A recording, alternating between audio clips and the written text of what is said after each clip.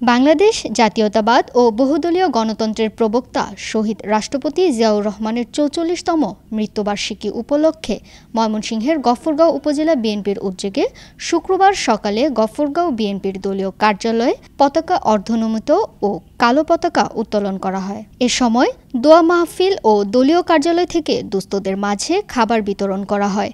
পরে উপজেলা বিএনপির উদ্যোগে গফরগাঁও রেল স্টেশন চত্বরে আলোচনা সভা অনুষ্ঠিত হয়। আলোচনা সভায় কেন্দ্রীয় কৃষক দলের সহসাংগঠনিক সম্পাদক সাদিকুর রহমানের সভাপতিত্বে উপস্থিত ছিলেন গফরগাঁও উপজেলা বিএনপির সাবেক যুগ্ম আহ্বায়ক শাহ আব্দুল আল মামুন সহ অনেকেই।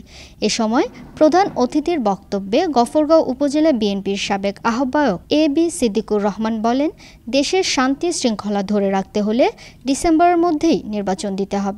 ডিসেম্বরের মধ্যে নির্বাচন দিতে হবে। তার সাথে বলেছে সমস্ত তারুণ্যের যারা ছিল লোকেরা উপস্থিত ছিল প্রত্যেকে বলেছে আপনারা আগামী দিনে নির্বাচনে প্রস্তুত হও।